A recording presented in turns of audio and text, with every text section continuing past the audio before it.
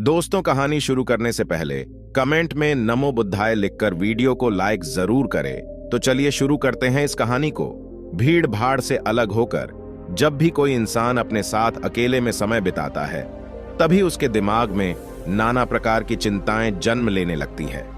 मनुष्य की प्रवृत्ति ही ऐसी है कि वो ज्यादातर समय नकारात्मक ही सोचता है। अपने लक्ष्य को कैसे प्राप्त किया जाए, ये सोचने की जगह है। वो ये सोचता है कि अगर लक्ष्य पूरा नहीं हुआ तो मैं क्या करूंगा, और इस प्रकार की नकारात्मक विचारधारा के कारण जीवन परांत डर डर कर जीता रहता है। अगर पूरी बुद्धिमानी और सजगता के साथ इस डर को समझाना जाए तो यही डर इंसान के पतन का कारण बनता है। ऐसा मनुष्य जो खुद पर संजय करता है, खुद पर संदेह करता है, भला वो कैसे सफल हो सकता है। लेकिन बुद्धिमानी से अगर इस डर का उपयोग किया जाए तो यही डर उसकी सबसे बड़ी ताकत बन सकता है। काश केवल एक बार उसने खुद पर विश्वास किया होता तो उसे मालूम होता है कि उसके डर में ही उसकी ताकत का रहस्य छुपा हुआ है। यह कहकर सन्यासी चुप हो गया और चुपचाप अपने कदमों पर ध्यान लगाते हुए जंगली घास पे से आगे बढ़ने लगा। संध्या का समय था। सन्यासी और एक लकड़हारा जंगल में से होकर गांव की तरफ निकल रहे थे। सन्यासी के ये शब्द लकड़हारे को कुछ समझ में नहीं आए। वो सोच रहा था कि डर में ताकत कैसे हो सकती है। डर तो आदमी को कमजोर बनाता है। अपने मन की उत्सुकता को जब वह काबू नहीं कर सका तो उसने सन्यासी से पूछा कि महात्मा ना, आप ये क्या कह रहे हैं कि डर में ताकत होती है? डर तो आदमी को कमजोर बनाता है, उसे तो अपना डर दूर करना चाहिए। करारा अपनी बात पूरी कर पाता उससे पहले ही उसे एक शेर की दहाड़ सुनाई दी। शेर की गर्जन सुनकर लकड़हारे का रोम रोम कांप गया। उसके कान खड़े हो गए। जंगल से आती एक एक आहट उसे साफ सुनाई दे रही थी। उसके कदम वहीं पर जम गए थे। वो भी नहीं पा रहा था। उसे पता था कि थोड़ी सी हरकत उसकी जान जोखिम में डाल सकती है। उसका दिल तो तेजी के साथ धड़क रहा था, लेकिन फिर भी वो अपनी सांसों पर काबू पाने का प्रयास कर रहा था। कुछ देर बाद जब खतरा टल गया तब सन्यासी ने कहना शुरू किया। सन्यासी ने कहा कि अभी जब तुम डरे हुए थे तो तुम्हारे शरीर का रोम रोम जाग गया था। जंगल से आ रही छोटी से छोटी आहट पर भी तुम्हारा ध्यान लगा हुआ था। तो इस प्रकार अपने मन के डर के कारण तुम होश में आ पाए, तुम पूरा ध्यान लगा पाए। इससे पहले जब तक तुम्हें शेर की दहाड़ सुनाई नहीं दी थी तब तक तुम अपने विचारों में खोए हुए थे। लेकिन जैसे ही तुम्हें शेर की दहाड़ सुनाई दी वैसे ही तुम्हारे सारे विचार गायब होकर हम वर्तमान में उपस्थित हो गए थे। यदि तुम्हें अभी शेर से बचकर भागना होता या फिर उससे लड़ना होता तो तुम्हें अपने शरीर की वो क्षमता देखने को मिलती जो आज तक जीवन में तुमने खुद भी महसूस नहीं की होगी। जब कोई कुत्ता तुम्हारे पीछे दौड़ता है उस समय तुम्हारी जो रफ्तार होती है वो तुम्हारी आम जिंदगी से कहीं ज्यादा होती है। साधारण जीवन में तुम इतने तेज नहीं दौड़ पाओगे जितना कि एक कुत्ते के सामने दौड़ पाओगे। ये ताकत या कहें कि हमारे शरीर की क्षमता अभी देखने को मिलती है। जब हमारा मन डर में होता है, किसी डरावनी परिस्थिति में हमारा मस्तिष्क और हमारा शरीर अपने उच्चतम श्रेणी में काम करता है। जो काम तुम आम जिंदगी में नहीं कर पाते वो तुम्हें डरा कर कराया जा सकता है। जहां पर भी तुम्हें डर का एहसास होता है वहीं पर तुम्हारी इंद्रियां पूर्ण रूप से सक्रिय हो जाती हैं। तुम्हारे कानों की सुनने की क्षमता तेज हो जाती है, दृष्टि एकटक हो जाती है, पूरी सजग हो जाती है, सक्रियता बढ़ जाती है। और जैसे जैसे वो डर खत्म होता है वैसे वैसे तुम सुप्त अवस्था में चले जाते हो। तुम सो जाते हो और तुम्हारे इंद्रिय फिर से आराम की स्थिति में चली जाती है।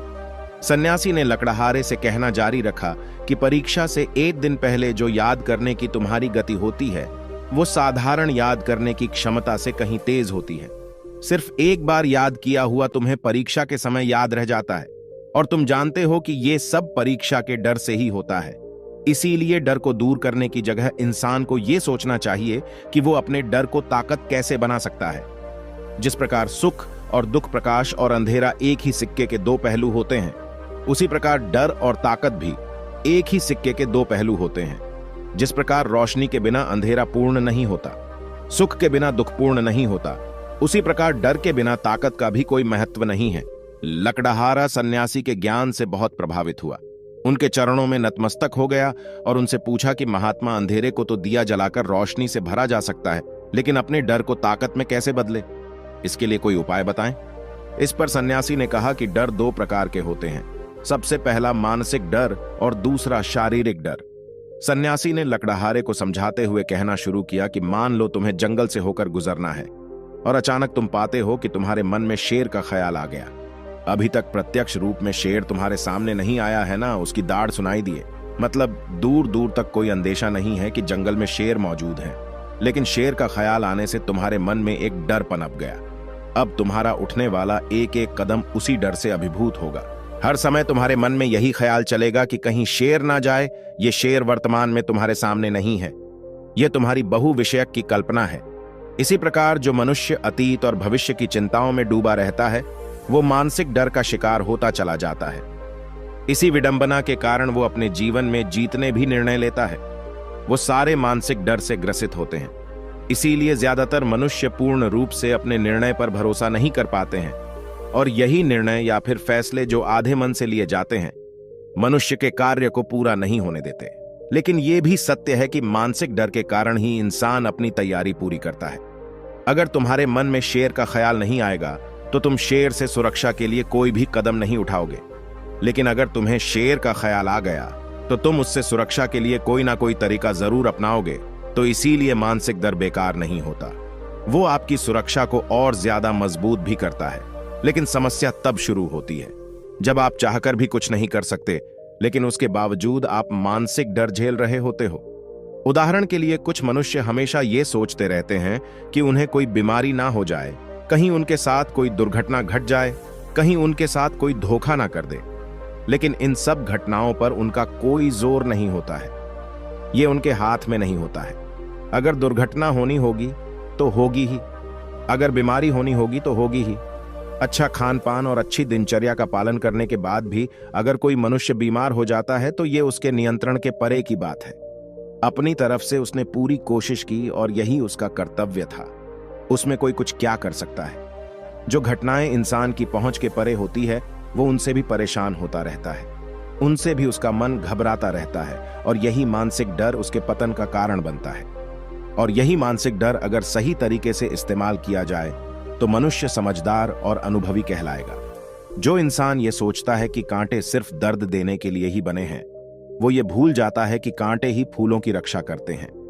इसी प्रकार एक ज्ञानी मनुष्य किसी भी चीज का उपयोग अपने सकारात्मक तरीके से कर सकता है, लेकिन एक अज्ञानी मनुष्य है अपनी अज्ञानतावश उन चीजों को भी छोड़ देता है जो उसके लिए उपयोगी होती है। विवेकशील मनुष्य फेंके गए पत्थरों का भी महल खड़ा कर लेता है, लेकिन एक वैज्ञानिक मनुष्य उन पत्थरों को दूसरों पर फेंकता रहता है। अगर किसी मनुष्य को अपने मानसिक डर को ताकत में बदलना है तो उसके कुछ नियम हैं, कुछ उपाय है।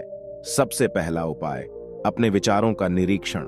अगर हम अपने जीवन में अपने विचारों का निरीक्षण करेंगे तो हम पाएंगे कि ज्यादातर विचार हमारे काल्पनिक होते हैं, और इसीलिए जो डर उन विचारों के कारण पनपता है वो भी काल्पनिक होता है। ज्यादा सोचने वाले लोगों को जब सोचने के लिए कुछ नहीं मिलता तो वो निरर्थक बातों के बारे में सोचने लगते हैं, और वो बेकार के विचार उसे तो परेशान करते ही हैं, साथ के साथ उसके परिजनों को, उसके सगे संबंधियों को भी परेशान करते हैं। इसीलिए ज्यादा सोचने वाले लोगों को यह समझना चाहिए कि मन में उठ रहे तमाम विचारों में से काम के विचार कौन से हैं और बेकार के विचार कौन से हैं। जो निरर्थक विचार हो उन्हें दूर करते जाओ, और जो सार्थक विचार हो उनको गहराई से सोचना शुरू करो। तभी तुम्हारी समस्याओं के, तुम्हारी उलझनों के उपाय निकलेंगे। मानसिक डर को दूर करने का दूसरा उपाय है उसका सामना करना। इसका मतलब यह नहीं है कि तुम शेर के सामने जाकर खड़े हो जाओ, बल्कि इसका मतलब यह है कि पूर्ण सुरक्षा के साथ तुम जंगल में जा रहे हो। यदि जंगल में जाना बहुत आवश्यक है तो तुम शेर के डर से अपने घर पर नहीं बैठ सकते हो। इसी प्रकार मनुष्य के जीवन में बहुत सारे डर होते हैं, जैसे कि परीक्षा का डर, लक्ष्य ना पाने का डर, झूठ बोलने का डर, सच के पता लग जाने का डर, अपनों को खो देने का डर, दुर्घटना हो जाने का डर। लेकिन जैसे जैसे समय के साथ इन डरों का सामना किया जाता है वैसे वैसे ये डर जीवन से दूर होते चले जाते हैं। अगर तुम इनसे बचने का प्रयास करते हो तो ये जीवन भर तुम्हें सताते रहेंगे। ये तभी दूर हो सकते हैं जब तुम इनका सामना करो। कुछ लोगों को तो दूसरों के सामने खुलकर बात करने में भी डर लगता है। ऐसे लोगों को अनजान लोगों से बात करनी चाहिए। जितना ही वो लोगों से बात करेंगे उतना ही उनके मन का डर दूर होता जाएगा। मानसिक डर को ताकत में बदलने का तीसरा उपाय है अपने डर को स्वीकार करना। बहुत से लोग अपने जीवन में अपने डर को स्वीकार ही नहीं कर पाते। अगर आप उनसे पूछेंगे कि उन्हें किस चीज से डर लगता है तो वह साफ इनकार कर देंगे कि उन्हें किसी चीज से कोई डर नहीं लगता। लेकिन दूसरों की नजरों में ऊंचा उठने के लिए ये झूठ उन्हें बहुत महंगा पड़ता है। अगर वो अपने डर को स्वीकार करना नहीं सीखेंगे तो वो जीवन पर्यंत उस डर से मुक्त नहीं हो पाएंगे। इसीलिए समझदारी इसी में है कि अपने डर को स्वीकार कर लिया जाए। अगर आपको किसी चीज से डर लगता है तो किसी से शर्माने की या झिझकने की जरूरत नहीं है। हर मनुष्य को, हर इंसान को किसी ना किसी चीज से डर लगता ही है और आप पाएंगे कि जैसे ही आप अपने डर को स्वीकार करते हैं वैसे ही आपका डर खत्म होना शुरू हो जाता है। और जितना ही आप अपने डर को छुपाने की कोशिश करेंगे आपका डर उतना ही मजबूत होता चला जाता है। ये सारे तरीके तुम्हारे मानसिक डर को दूर कर सकते हैं, लेकिन शारीरिक डर को दूर करने के लिए तुम्हें दूसरे तरीके अपनाने होंगे। सबसे पहले यह समझो कि शारीरिक डर कौन सा होता है। मान लो तुम किसी जंगल से गुजर रहे हो और अचानक तुम्हारे सामने शेर आ जाता है। तुमने पहले नहीं सोचा था कि शेर तुम्हारे सामने आ सकता है, लेकिन जब वो तुम्हारे सामने आता है तो तुम्हारी सारी शारीरिक गतिविधि या शिथिल हो जाती है। तुम्हारी सांसें अटक जाती हैं, मस्तिष्क काम करना बंद कर देता है और तुम्हारा दिल तेजी के साथ धड़कने लगता है। तो इसीलिए जब बिन सोची बात हमारे साथ घटित होती है तो हमारा शरीर उस डर को महसूस कर पाता है और वही शारीरिक डर कहलाता है। ऐसे समय में शारीरिक डर को दूर करने के कुछ उपाय हैं, कुछ तरीके हैं। सबसे पहला उपाय तो यही है कि अपने ऊपर संयम रखें। जब किसी मनुष्य के साथ बिन सोची बात घटती है तो सबसे पहले उसका संयम टूट जाता है और संयम टूटने के साथ उसका मस्तिष्क काम करना बंद कर देता है और इसी वजह से सोचने और समझने की प्रक्रिया भी रुक जाती है, क्योंकि हमारा शरीर उसी प्रकार कार्य करेगा। इस प्रकार हमारा मस्तिष्क उसे निर्देश देगा। अगर मस्तिष्क की सोचने समझने की शक्ति खत्म हो गई तो हमारा शरीर भी शिथिल हो जाता है। तो इसीलिए अगर कठिन समय में मनुष्य अपने ऊपर संयम रखता है तो उसका मस्तिष्क सही तरीके से काम करता है और वो सही निर्णय लेकर उस परिस्थिति से तत्काल बाहर आ सकता है। यहां पर दूसरा उपाय समझने का यह है कि जीवन में कुछ भी घटित हो सकता है। जीवन बड़ा चमत्कारिक होता है, वो हमारी सोच के अनुरूप नहीं चलता, बल्कि उसमें कुछ भी हो सकता है और यही जीवन की खूबसूरती होती है। अगर आपको आज ही पता चल जाए कि आने वाले 10 साल तक अब क्या कर पाएंगे तो आपकी जीवन में से रुचि खत्म हो जाएगी। लेकिन अगर जीवन एक रहस्यमयी किताब की तरह बना रहेगा तो आप अपने जीवन से कभी नहीं थकेंगे। आपका जीवन आपको आश्चर्यचकित करता रहेगा। इसीलिए यह समझो कि जीवन में कुछ भी घटित हो सकता है, तुम्हारी सोच से परे भी घटित हो सकता है। इसीलिए कुछ अनुमान मत लगा लेना। किसी सोच को लेकर सन्यासी ने अपनी बात खत्म करते हुए कहा कि इन तरीकों से तुम अपने मानसिक और शारीरिक डर को दूर कर सकते हो और आनंद से भरा हुआ जीवन जी सकते हो। तो दोस्तों, कैसी लगी ये कहानी आपको कमेंट सेक्शन में जरूर बताना, और अच्छी लगी हो तो इस चैनल को सब्सक्राइब करके नोटिफिकेशन बेल को जरूर प्रेस कर देना। तो मिलते हैं अगली कहानी में, तब तक के लिए अपना ख्याल रखें।